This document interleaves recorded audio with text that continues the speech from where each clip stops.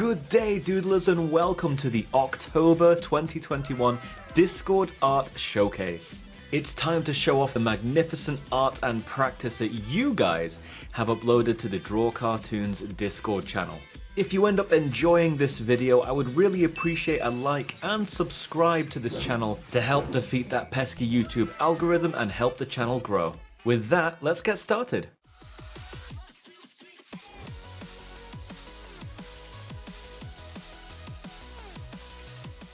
So first up we have this lovely piece by Anne Hu. This is a gorgeous Indian landscape with a really rich use of colors, very expressive, and you can tell it took a really long time to make this because pencil crayons. You don't exactly get the paint bucket tool when you're working traditionally like this, so I appreciate all the extra effort. They've chosen to make the mountains blue, which is really good when you're drawing distant objects. You generally want to make things blue when they're quite far away. And I can see a hint of one of my own videos there on the right in that character. Great work on the perspective there. And those paper lanterns are looking pretty fantastic. Great job, Anne Hu.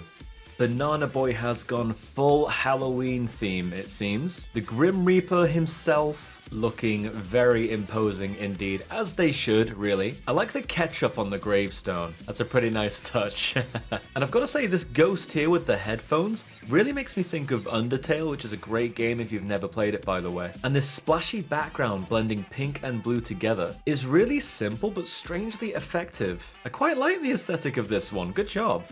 Doom drew this symbiote Spider-Man illustration, and I've got to say that anatomy is fantastic. Look at the curves on the legs, the proportions for the arms, the layout of the chest and the shoulders, the placement of the head. It's all bang on. This is really good anatomy. And the perspective on the Spider-Man logo on the chest is also pretty much perfect. The only thing you really have to do here is go one step further and challenge yourself with more shadows and more lighting. At the moment, what we have here are flat colors, and there's nothing really wrong with that, but with an illustration that's so well refined, why not go that extra step? Dripping Graffiti sticks to their namesake here and goes for something that really is very much in a graffiti style. I love the use of textures. You've used an airbrush to create a nice kind of swirly black backdrop to it, and then quite simply NYC over the top. Looks very much like a real logo or something you'd see in an advert for like trainers or something. That is looking pretty good. I like the style of this. Genesis is back, but this time they're doing some perspective art. They've used vanishing points on the far left and far right side of the page to create this illusion of a 3D perspective of a street. This is the kind of venturing into new territory that I really love to see. I'm yet to do a tutorial on how vanishing points work. What's great about them is that you can keep drawing lines from them even up to the tops of buildings and keep going and you end up with this really nice variation in building height. I'll do a tutorial on this quite soon because I think it's something that's really fun to experiment with, even if you don't really plan on drawing landscapes much in the future. Good job here, Genesis. I like the storm too. That's a really nice touch. Kitsune here has a simple painting of a waterfall, a rocky, craggy backdrop, and a tree more in the foreground, accompanied by a very optimistic message / poem right there in the middle. I wanted to highlight this one for its simplicity. There's no line work here. It's all pretty much, from the looks of it, watercolor paints. That's not something I've really covered on this channel, but it's really good to see people experimenting with traditional mediums just like this.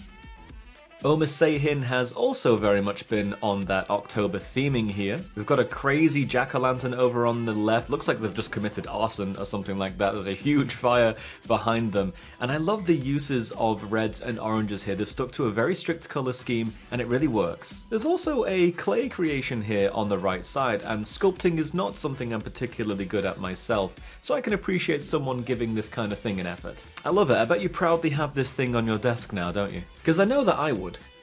P-Hope is back, and they challenged themselves with something quite unusual. They're right-handed, but they made this with their left hand. It's pretty fun to practice your ambidexterity, and while it sometimes can have quite frustrating results, P-Hope has really nailed this. Look how detailed that is. Must have taken a while, especially to get those nice little shadows underneath the spirals there in the middle, if you can see those. It's sometimes quite difficult to make something look interesting when you've only used two colors, black and white, but P-Hope has very much succeeded here.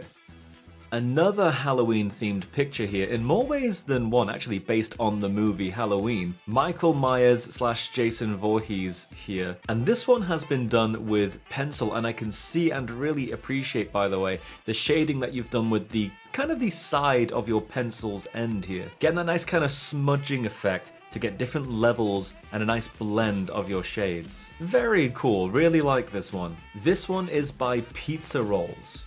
Here is a drawing of Magnezone from Pokemon by Rebob. Rebob, this is really good. If you can help it, try and get hold of some non-lined paper. Just some plain paper will do your drawing wonders. But that aside, this is a very cool rendition of the Pokemon. Very underrated Pokemon, by the way. People really don't appreciate Magnezone as much as they probably should.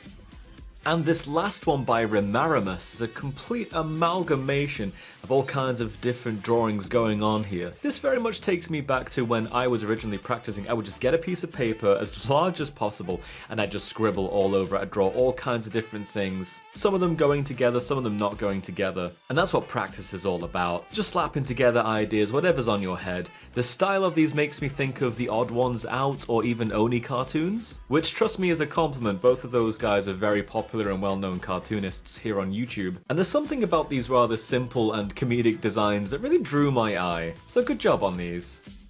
And there we go, that's going to do it for this month's Discord Art Showcase, guys. I absolutely love how productive you all are. Every month I get fresh art to look at and I just can't get enough. I'll catch you guys very soon for another tutorial video, and of course next month another Discord Showcase as well. Keep the art coming, there really is no such thing as too much, and who knows, I might feature your art in the next Discord Showcase. Bye for now, guys, and I'll see you soon.